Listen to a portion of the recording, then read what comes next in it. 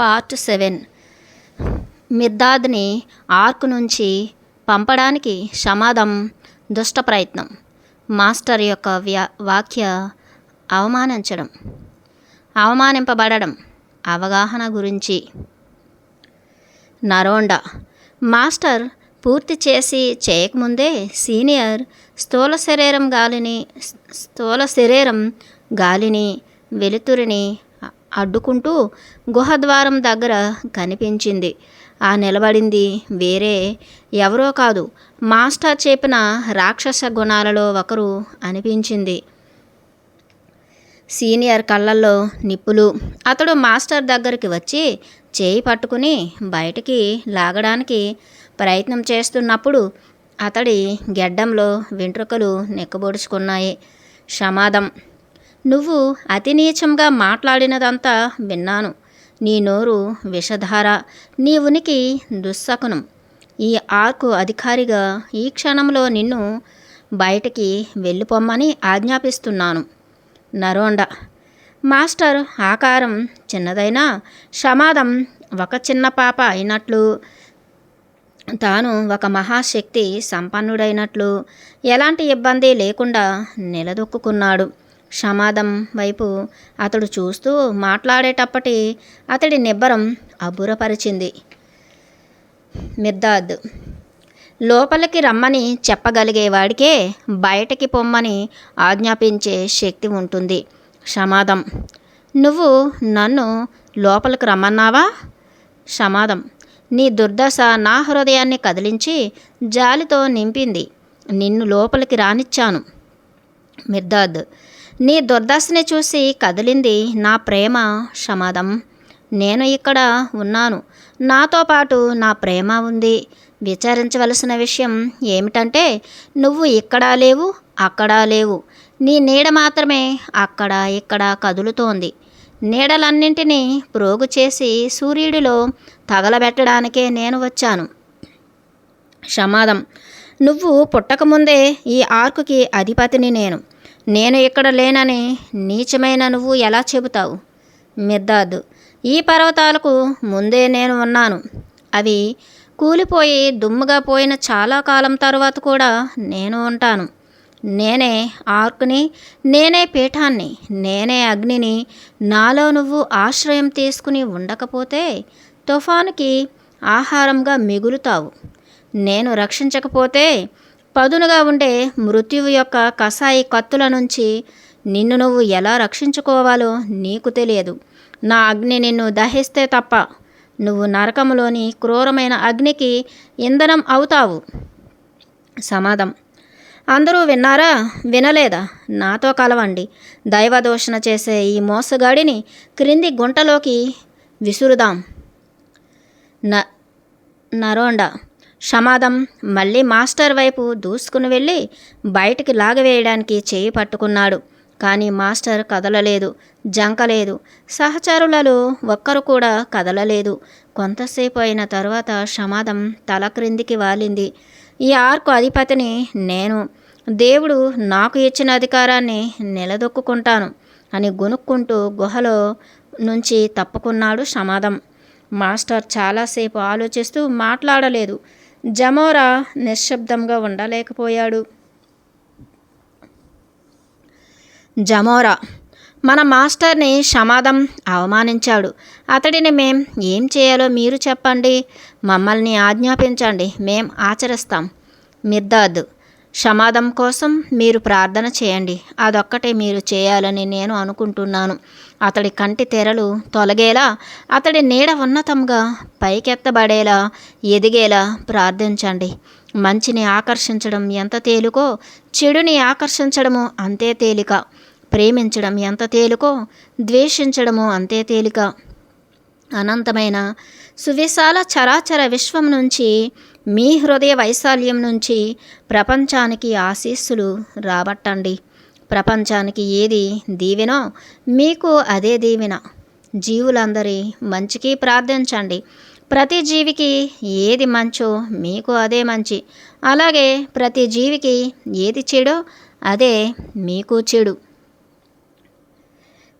జీవి యొక్క అనంతమైన నిచ్చెనలో మీరంతా కదిలే మెట్లు కాదా? పవిత్రమైన స్వేచ్ఛ గోళాన్ని ఎక్కాలనుకునేవారు తప్పనిసరిగా ఇతరుల భుజాలు ఎక్కాలి. వారు వారి భుజాలను మిగిలిన వారు ఎక్కడానికి నిచ్చెన మెట్లుగా చేయాలి. క్షమాదం మీ జీవితపు నిచ్చెనలో ఒక మెట్టు కాకపోతే మరేమిటి? మీరు మీ నిచ్చెనలోని మెట్లన్నీ బలంగా సురక్షితంగా ఉండాలని కోరుకోవటం లేదా? కనుక ప్రతి మెట్టుని గమనించి అవి బలంగా సురక్షితంగా ఉండేలా చూడండి. క్షమాదం మీ జీవితానికి పునాది రాయి కాక మరి ఏమిటి?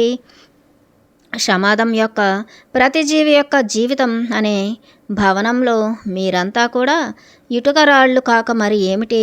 మీ భవనంలో ఎలాంటి లోపం ఉండకుండా ఉండాలి అంటే క్షమాదం ఒక్క లోపము లేని రాయి అయ్యేలా చూడండి. మీరు లోపం లేకుండా ఉండండి. అలా అయితే వేరే జీవితాలలో మీతో రాళ్లుగా నిర్మించబడే భవనం కూడా లోపరహితంగా ఉంటుంది. 2 కళ్ళ కంటే మీకు ఎక్కువ లేవని అనుకుంటున్నారు కదా? భూమి మీద కానీ పైన కానీ చూసే ప్రతి కన్ను మీ కంటి భాగమే, క్రొత్తగా చేర్చిన భాగమే. మీ పొరుగువాడి కంటి చూపుకి మసక లేనంతవరకు మీ కంటి చూపు కూడా కాంతివంతమే. పొరుగువాడి చూపు ఎంత మసకబారితే మీ చూపు కూడా అంతగా మసకబారినట్లే. మీ కళ్ళను బలపరిచే 2 కళ్ళను ప్రతి గుడ్డివాడిలోనూ మీరు పోగొట్టుకున్నట్లే. మీరు స్పష్టంగా చూడడానికి మీ పొరుగువాడి కంటి చూపుని కాపాడండి. పొరుగువాడు తడబడకుండా మీ ద్వారానికి అడ్డంగా నిలబడకుండా ఉండటానికి మీ కంటి చూపుని సురక్షితంగా ఉంచుకోండి. క్షమాదం నన్ను అవమానించాడని జమోరా అనుకుంటున్నాడు. క్షమాదం యొక్క అవివేకం నా అవగాహనను ఎలా కలవరపెట్టగలదు? బురదతో నిండిన ఒక వాగు ఇంకొక వాగుని బురదమయం చేయగలదు.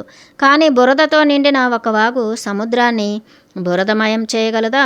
సముద్రం బురదని ఆనందంగా స్వీకరించి తన మూలంలో గుప్తపరుచుకొని వాగుకి స్వచ్ఛమైన నీరు తిరిగి ఇస్తుంది. ఒక చదరపు అడుగు నేలను లేదా 1 మైలు నేలను మీరు అపవిత్రం చేయవచ్చు లేదా శుభ్రపరచవచ్చు. భూమి అంతటిని ఎవరు అపవిత్రం చేయగలరు లేదా ఎవరు శుభ్రపరచగలరు?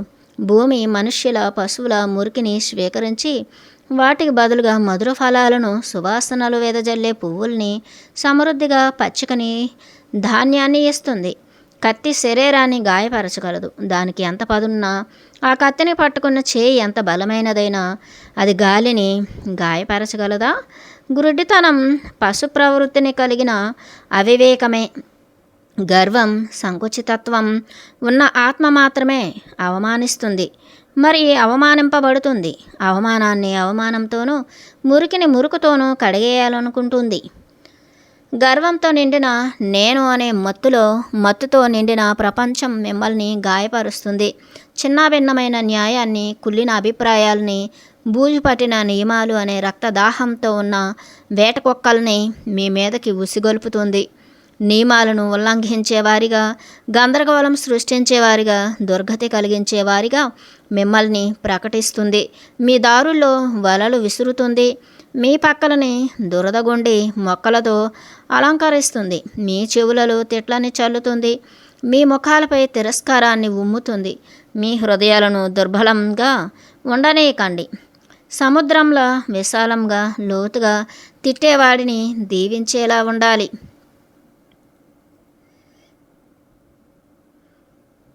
భూమిలా ఉదారంగా, ప్రశాంతంగా ఉండండి. మనుష్యుల హృదయాలలోని మాలిన్యాన్ని ఆరోగ్యంగా, అందంగా మార్చండి. గాలిలాగా స్వేచ్ఛగా ఎటు వంచితే అటు వంగేటట్లు ఉండాలి. మిమ్మల్ని గాయపరిచే కత్తి కాంతిహీనమై తుప్పు పడుతుంది. మీకు హాని కలిగించే చేయి విసిగిపోయి ఆగుతుంది. మీరంటే ఏమిటో తెలియని ప్రపంచం మిమ్మల్ని ఇముడ్చుకోలేదు. అందుకే అది మీ పట్ల అయిష్టతను కనబరుస్తూ స్వీకరిస్తుంది. ప్రపంచం గురించి తెలిసిన మీరు దానిని ఇముడ్చుకోవచ్చు. కాబట్టి దాని కోపాన్ని మీరు దయతో తగ్గించండి. దురుద్దేశంతో అది వేసే అపవాదును ప్రేమపూరిత అవగాహనలో ముంచండి. ఆ అవగాహన మీకు విజయాన్ని ఇస్తుంది. నోవాకి అలానే బోధించాను, మీకు అలానే బోధిస్తాను. నరోండ: ఏడుగురం మౌనంగా వెళ్ళిపోయాం.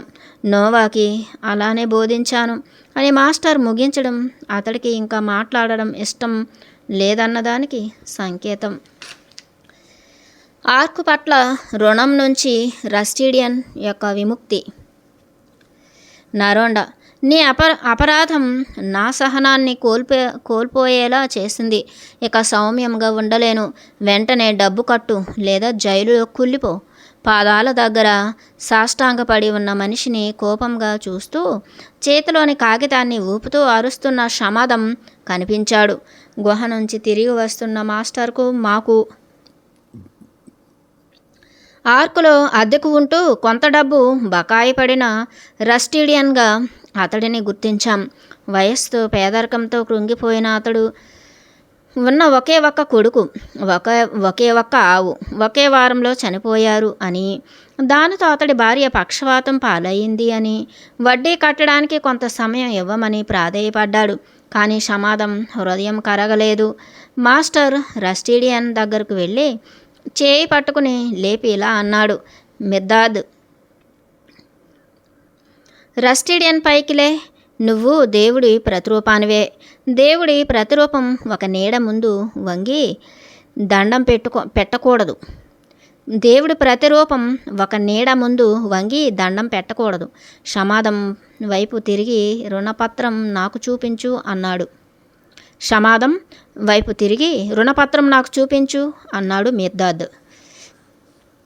నరోండ: ఒక క్షణం ముందు ఎంతో ఆగ్రహంతో ఉన్న షమాదం గొర్రె కన్నా వినయంగా అవడం చూసి అందరూ ఆశ్చర్యపోయారు. తన చేతిలో ఉన్న కాగితాన్ని నమ్రతతో మాస్టర్కి అందించాడు. మాస్టర్ దాన్ని తీసుకుని పరీక్షించాడు. మంత్రముగ్ధుడిలా షమాదం చూస్తూ మాట్లాడకుండా ఉండిపోయాడు. మిర్దాద్: డబ్బు వడ్డీకి ఇచ్చేవాడు ఈ ఆర్కుని స్థాపించలేదు. అధిక వడ్డీకి ఇవ్వమని డబ్బును మీకు సంక్రమింప చేశాడా? ధనాన్ని కూడబెట్టమని మీకు చెప్పాడా? వ్యాపారం చేయమని స్థిరాస్తులను అద్దెకు ఇవ్వమని భూములను ఇచ్చాడా? మిమ్మల్ని డబ్బు పెంచమన్నాడా? మీ సోదరుల చెమట రక్తం మీకు వ్రాసి ఇచ్చాడా? వారి చెమటను రక్తాన్ని చివరి బొట్టు వరకు పీల్చి వారిని జైలు పాలు చేయడానికి మీకు జైలును వ్రాసి ఇచ్చాడా? ఇక ఆర్కును, ఒక దైవపీఠాన్ని, ఒక దీపాన్ని అతడు మీకు సంక్రమింపచేశాడు. ఇంకేమీ ఇవ్వలేదు.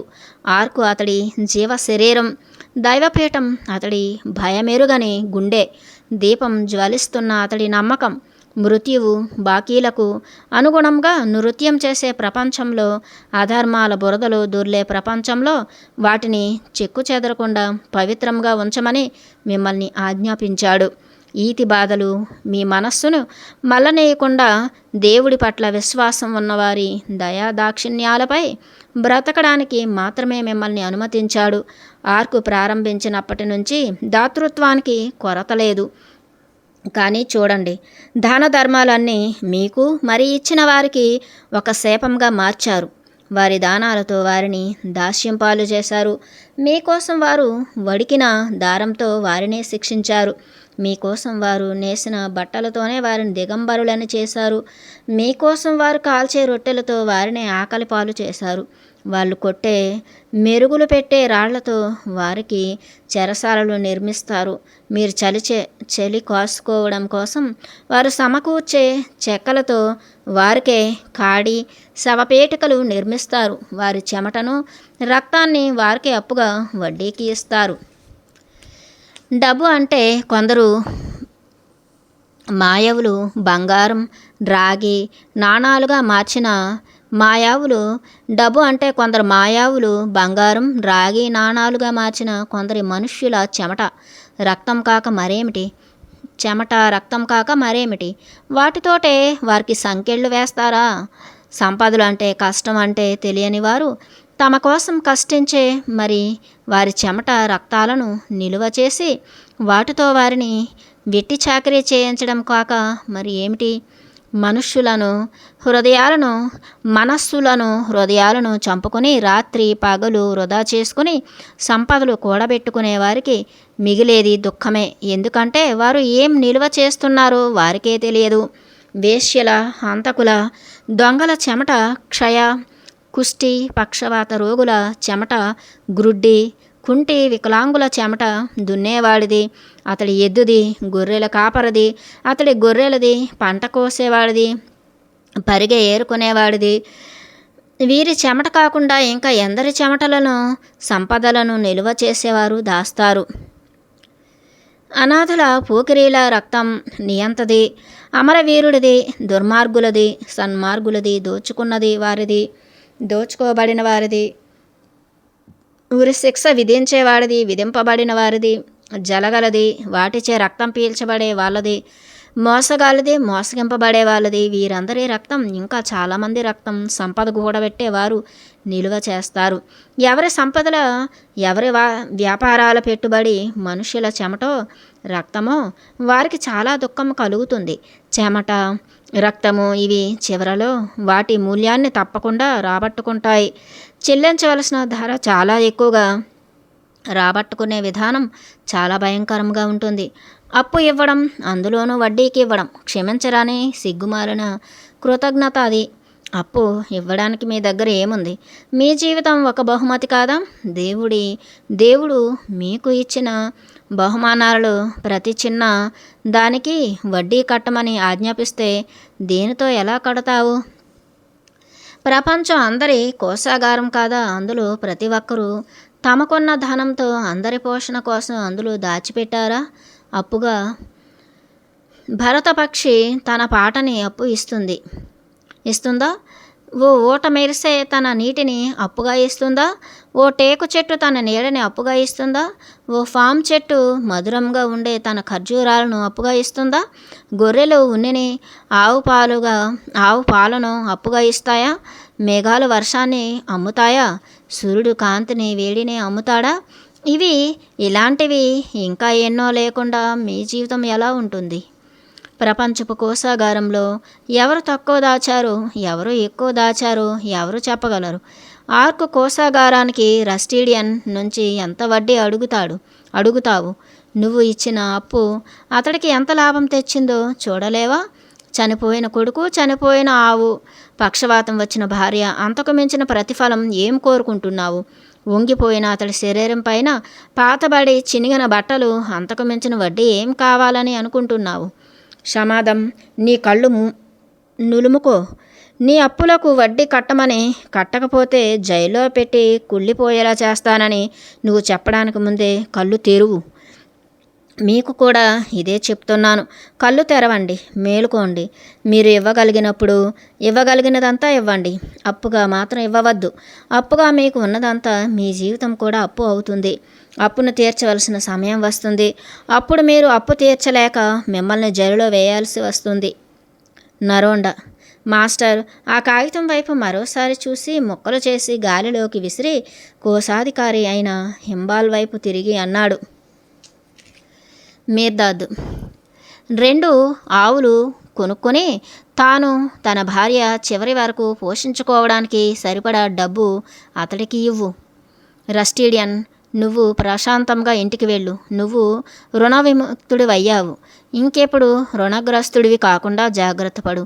అప్పు తీసుకున్నవాడి రుణం కంటే అప్పు ఇచ్చిన వాడి రుణం ఎక్కువగా భారంగా ఉంటుంది.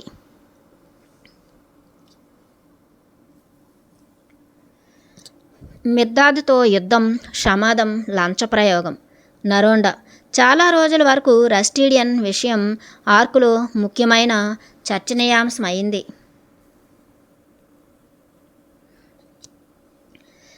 మైకేయన్, మికాస్టర్, జమోరా మాస్టర్ని బాగా పొగిడారు.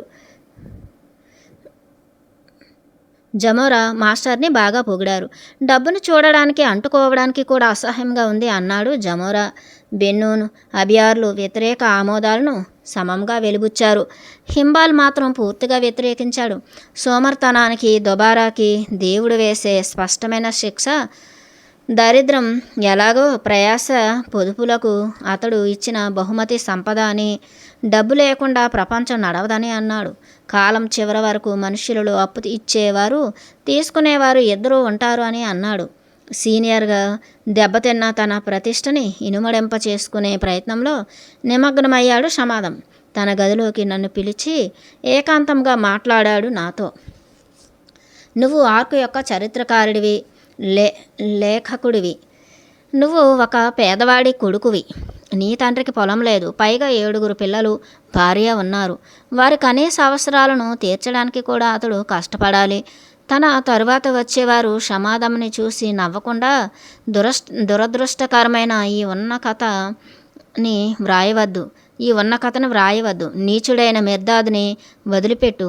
నీ తండ్రికి పన్ను కట్టనవసరం లేకుండా భూమిని అనుభవించేలా చేస్తాను.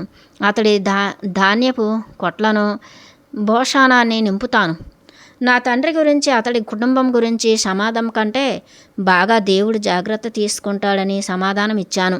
మిర్దాద్ నా మాస్టర్ అని, నాకు విమోచనం కలిగించే రక్షకుడని, నా జీవితాన్నైనా వదులుకుంటాను, కానీ అతడిని వదిలే ప్రసక్తే లేదని చెప్పాను.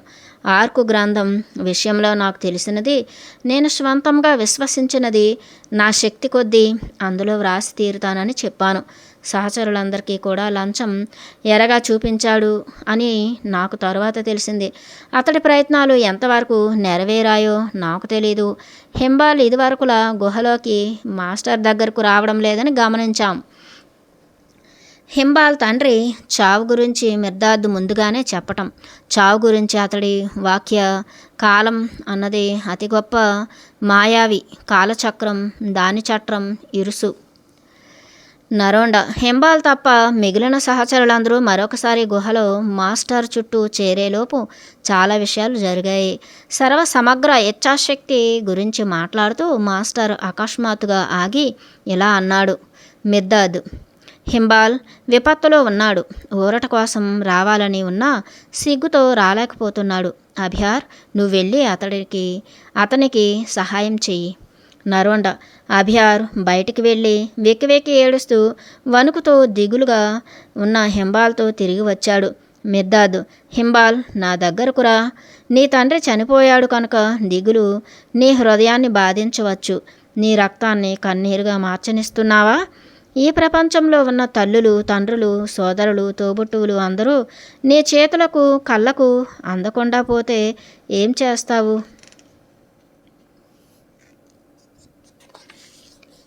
హింబాల్, మాస్టర్, నా తండ్రి దుర్మరణం పాలయ్యాడు. ఈ మధ్యనే తెచ్చిన కోడెదోడ అతడిని పొట్టలో కుమ్మి తల చితక కొట్టింది. ఈ వార్త నాకు ఇప్పుడే అందింది. నాకు చాలా దిగులుగా ఉంది. మిర్దాద్, అదృష్టం అతడిని చూసి నవ్వబోతున్న సమయంలో చనిపోయినట్లున్నాడు. హింబాల్, అవును మాస్టర్, అలాగే జరిగింది. మిర్దాద్, నువ్వు పంపిన డబ్బుతో ఆ కోడిదూడను కొనడం నీకు మరీ విచారం కలిగించింది. హింబాల్, అవును మాస్టర్, అంటే అన్ని విషయాలు మీకు తెలిసినట్లుందే. డబ్బు మిర్దాద్ పట్ల నీకున్న ప్రేమకి మూల్యం. నరోండా, హింబాల్ మాట్లాడలేకపోయాడు. కన్నీటితో అతడి కంఠం గద్గదమయ్యింది.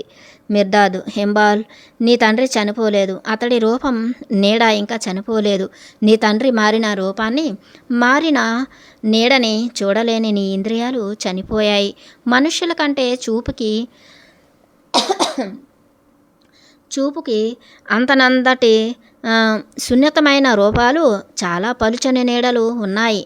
అడవిలో ఉండే సెడారు చెట్టు యొక్క నీడ, ఏ పడవ తెరచాప కొయ్యగానో, ఏ గాడిలో స్తంభంగానో, ఏ ఉరికంబంలో ఉండే కొయ్యతో చేసిన వేదికగానో మారితే దీని నీడ ఒకటి కాదు. చంద్రుడి వెన్నెలలో కనిపించే నీడ, సూర్యకాంతిలో కనిపించే నీడ ఒకటి కాదు. నక్షత్రాలు ఉన్నప్పుడు ఉదారంగు వర్ణంలో మసకగా ఉండే ఉషోదయంలోని నీడ ఒకటి కాదు. ఆ సెడార్ రూపాంతరం చెందిన అరణ్యంలో ఉన్న సెడార్ చెట్లు దాన్ని తమ సోదరిగా గుర్తించకపోయినా అది సెడారుగానే జీవిస్తుంది. ఆకు మీద పట్టుకాయలలో కీటకంలా ఉన్న పురుగుల్ని చూడగలదా? పట్టుకాయలలోని కీటకం పట్టుపురుగులో ఉన్న సోదరిని చూడగలదా? భూమిలో ఉన్న గోధుమ గింజ భూమిపైన ఉన్న గోధుమ కాండంతో తన బంధుత్వం గురించి తెలుసుకోగలదా? గాలిలోని తేమ, సముద్రంలోని నీరు, పర్వత శిఖరాగ్రంలో గడ్డకట్టిన మంచు, ఇవన్నీ ఒకటి మరొకదాన్ని స్వంత సోదరీ సోదరులుగా స్వీకరిస్తాయా? ఆకాశం నుంచి పడ్డ తోకచుక్కలు భూమితోటి సోదరి చుక్కను చూడగలదా? సింధూర గింజలో తనని తాను సింధూర చెట్టు చూసుకోగలదా? నీ తండ్రి ఇప్పుడు ఉన్న కాంతి ప్రకాశం నీ కంటికి అలవాటు లేనిది. నీ తండ్రి ఇప్పుడు ఉన్న కాంతి ప్రకాశం నీ కంటికి అలవాటు లేనిది. ఇప్పుడు ఉన్న రూపం నువ్వు చూడలేనిది కనుక నీ తండ్రి ఇంకా లేడు అని నువ్వు అంటావు. మనిషి యొక్క భౌతిక శరీరం ఎక్కడికి పోయినా, ఎలా మారినా, భగవంతుడి ఆత్మలో పూర్తిగా కరిగిపోయే వరకు దాని నీడ ఎక్కడో ఒక చోట పడుతూనే ఉంటుంది. ఒక కొయ్య మొక్క ఒకరోజు ఒక చెట్టు మీద పచ్చటి కొమ్మ కావచ్చు, రేపు గోడలో మేకు కావచ్చు, అయినా అది కొయ్యగానే ఉంటుంది. అది అగ్నికి ఆహుతి అయ్యే వరకు దాని రూపం నీడ మారుతూనే ఉంటుంది. అలాగే మనిషి కూడా జీవించి ఉన్నా చనిపోయినా తనలోని దైవం తనని హరించి వేసే వరకు, అంటే భగవంతుడితో తన ఏకత్వం అర్థం చేసుకునే వరకు మనిషిగానే కొనసాగుతాడు. కానీ అది అంటే దైవంలో హరించి వేయబడడం. కన్ను మూసి తెరిచేటంతలో, అంటే మనుష్యుల దృష్టిలో ఒక జీవితకాలంలో అది సాధ్యపడదు. కాలం అంతా జీవితకాలమే. కాలంలో ఆగడం, మొదలు పెట్టడం అన్నవి ఉండవు. ప్రయాణికులు ఆగి భోజన పానీయాదులు, విశ్రాంతి తీసుకోవడానికి సత్రాలు ఉండవు. కాలం అవిచ్ఛిన్నం. ఒక భాగం మరొక భాగంతో కలిసిపోతూ ఉంటుంది. ముందు భాగం వెనుక భాగం కలిసి ఉంటాయి. పూర్తి చేయడం, త్రోసివేయడం, మొదలు పెట్టడం, పూర్తి అవడం అన్నవి ఎక్కడా ఉండవు. ఇంద్రియాలు సృష్టించిన చక్రమే కాలం. సువిశాల చరాచర విశ్వంలోని శూన్యాలలో అది తిరిగేలా అమర్చింది ఇంద్రియాలే. ఆశ్చర్యపరిచే ఋతువులు మార్పు చూసి అన్నీ మారుతాయని నమ్ముతావు. దానితో పాటు ఋతువులను ముకులింపచేసేది, వికసింపచేసేది ఒక్కటే శక్తి అని ఒప్పుకుంటావు. జీవుల పెరుగుదల, నాశనం చూసి నిరాశగా పెరిగేవన్నీ చివరికి నాశనం అవుతాయి అంటారు. పెరుగుదలకు, నాశనానికి కారణమైన శక్తి పెరగదని, నశించదని నిశ్చయం చెబుతారు. గాలి వేగాన్ని పిల్లగాలి వేగంతో పోల్చి గాలి వేగం పిల్లగాలి వేగం కన్నా ఎక్కువ అంటారు. గాలిని, పిల్లగాలిని కదిలించేది ఒకే శక్తి అయినా అది గాలితో వేగంగా వెళ్ళదు, పిల్లగాలితో నిదానంగా వెళ్ళదని ఒప్పుకుంటారు. ఎంత తేలికగా నమ్ముతారు మీరు? మీ ఇంద్రియాలు చాతుర్యంగా ఆటలు ఆడి మిమ్మల్ని ఎంత అవివేకులను చేస్తాయి. మీ భావనా శక్తి ఎక్కడికి పోయింది? మిమ్మల్ని ఆశ్చర్యచకితులను చేసే అన్ని మార్పులు హస్త లాఘవం వలనే అని మీ భావనా శక్తితో తెలుసుకుంటారు. గాలికి పిల్లగాలి కన్నా ఎక్కువ వేగం ఉంటుంది. గాలికి పుట్టుక ఇచ్చేది పిల్లగాలి కదా. గాలి తనతో పిల్లగాలిని మోయదా? భూమిపై నడిచే మీరు నడిచే మార్గాన్ని అడుగుల్లో, మైళ్ళు ఎలా కొలుస్తారు? మీరు సోమర్తనంతో నడిచిన, అతివేగంగా వెళ్ళిన భూమి తనను తాను మూసుకొని పోయే ప్రతి ప్రదేశంలోకి, ఆకాశంలోకి తన వేగంతో మిమ్మల్ని కూడా మోసుకొని పోదా? అప్పుడు మీ నడక, భూమి నడక ఒక్కటే కాదా? భూమి మోసే వాటి వేగంగా భూమి వేగం ఒకటి కాదా? జాప్యం వేగానికి తల్లి. వేగం జాప్యాన్ని మోస్తుంది. ఈ రెండు కాలం యొక్క సువిశాల చరాచర విశ్వాలలోని ఏ బిందువు దగ్గరైనా కలిసి ఉంటాయి. పెరుగుదల పెరుగుదలేనని, నాశనం నాశనమేనని, ఒకటి రెండవ పదానికి శత్రువని ఎలా అంటారు? నాశనమైన దానిలో నుంచి కాకుండా వేరే ఎక్కడైనా ఏదైనా పుట్టిందా? పెరుగుతున్నది తప్ప వేరే ఏదైనా నాశనం అయిందా? నిరంతరం నశిస్తూనే మీరు పెరగడం లేదా? నిరంతరం పెరుగుతూనే మీరు నశించడం లేదా? చనిపోయింది బ్రతికి ఉన్నదాని క్రింద పొర కాదా? బ్రతికి ఉన్నవారు చనిపోయిన వారి గాదెలు కాదా? పెరుగుదల నాశనం యొక్క బిడ్డ అయితే నాశనము పెరుగుదల యొక్క బిడ్డే. జీవితం చావుకు తల్లి అయితే చావు జీవితానికి తల్లే. కాలం సువిశాల చరాచర విశ్వాలలోని ప్రతి బిందువు దగ్గర ఖచ్చితంగా అవి రెండు ఒక్కటే. బ్రతుకున్నందుకు, పెరుగుతూ ఉన్నందుకు మీరు పడే ఆనందం ఎంత హీనతో చనిపోతున్నందుకు, నాశనం అవుతున్నందుకు మీరు పడే దుఃఖం కూడా అంత బుద్ధిహీనతే. శరదృతువు ఒకటే ద్రాక్షకి తగిన ఋతువని ఎలా చెప్తారు? ద్రాక్ష చలికాలంలో పరిపక్వమవుతుందని అంటాను నేను. అప్పుడు అది కనిపించకుండా మగతతో ఉండి అయాత్మకంగా సంకోచ వ్యాకోచాలు పొందుతూ కలలు కంటున్న సత్వం. గ్రీష్మ ఋతువులో, వసంత ఋతువులో సున్నితమైన చిన్న పచ్చల గుత్తులుగా గుత్తులుగా ద్రాక్ష బయటకు వచ్చినప్పుడు, గ్రీష్మ ఋతువులో పెద్దవై పచ్చలు ఉబికి సూర్యుని బంగారు వన్నెతో వాటి చెంపలు మరో వర్ణం దాల్చినప్పుడు ద్రాక్ష పరిపక్వత పొందిందనే అంటాను నేను. ప్రతి ఋతువు మిగిలిన మూడింటిని తనతో మోస్తున్నప్పుడు, కాలంలో, సువిశాల చరాచర విశ్వంలో ఏ బిందువు దగ్గరైన అన్ని ఋతువులు ఒక్కటే. కాలం ఓ గొప్ప గారడీవాడు. మనుషులు వంచితులు. చక్రంలోని ఉడుతల కాలచక్రాన్ని పరిభ్రమించేలా చేసిన మనిషి ఆ కదలికను చూసి ముగ్ధుడై కదిలిస్తున్నది తానేనన్న విషయం మరచిపోయాడు. ఎడతెరప లేకుండా కాలం చేసే ధ్వనిని ఆపడానికి సమయం దొరికించుకోలేకపోతున్నాడు. సానరాయి పైనున్న రక్తాన్ని నాకుతూ ఆ రాయిలో నుంచి రక్తం స్రవిస్తోందనుకునే పిల్లిలాగా మనిషి కాలం యొక్క రక్తమాంసాలను నమ్మి కాలం అంచులలో స్రవించే తన రక్తాన్ని నాకుతాడు. కాలంలోని కమ్మీలు చీల్చిన తన మాంసాన్ని చప్పరిస్తాడు. కాలచక్రం సువిశాల చరాచర విశ్వంలోని శూన్యాల్లో తిరుగుతూ ఉంటుంది. దాని అంచు మీద ఇంద్రియాలకు కనిపించేవన్నీ ఉంటాయి. కాలంలో, సువిశాల చరాచర విశ్వంలో ఉన్న వాటిని తప్ప ఇంద్రియాలు వేరే వాటిని చూడలేవు. కాబట్టి అవి కనిపిస్తూ మాయమవుతూ ఉంటాయి. ఒక వ్యక్తికి ఒక సమయంలో కనిపించకుండా ఉండేవి మరొక వ్యక్తికి ఇంకొక బిందువులో కనిపిస్తాయి. ఒకరికి పైకి అయినది మరొకరికి కిందకి అవుతుంది. చూసే వ్యక్తి ఎక్కడి నుంచి ఎప్పుడు చూస్తున్నాడు అన్నదానిపై ఆధారపడి ఒకరికి పగలు అయినప్పుడు అదే మరొకరికి రాత్రి అవుతుంది. కాలచక్రం అంచులపై జీవితానికి, మృత్యువుకి ఉండే దారి ఒకటే. వృత్తంలోని కదలికకు అంతం లేదు, అది ఆగిపోదు. ప్రపంచంలోని ప్రతి కదలిక వృత్తంలోని కదలికే. హానికరమైన కాలచక్రం నుంచి మనిషి బయటపడగలడా? మనిషి భగవంతుడు పవిత్రమైన స్వేచ్ఛకు వారసుడు కనుక తప్పకుండా బయటపడతాడు. కాలచక్రం తిరుగుతూ ఉంటుంది, కానీ దాని ఇరుసు కదలదు. కాలచక్రం యొక్క ఇరుసు దేవుడు. కాలంలో, సువిశాల చరాచర విశ్వంలో అన్నీ అతడి చుట్టూ తిరుగుతాయి, కానీ దేవుడికి కాలం, స్థలం, పరిధి లేవు. అతడు కదలడు. దివ్య ప్రబోధం నుంచి అన్నీ వచ్చిన అతడి మాట అతడిలాగే పరిధి లేనిది. ఇరుసులో అంతా ప్రశాంతతే, అంచెల్లో అంతా సంక్షోభమే. ఎక్కడ ఉండాలనుకుంటున్నారు మీరు? అంచులో ఉన్న ఇరుసులోకి జారండి. కదలిక కలిగించే వికారం నుంచి తప్పించుకోండి. మీ చుట్టూ కాలాన్ని తిరగనివ్వండి, కానీ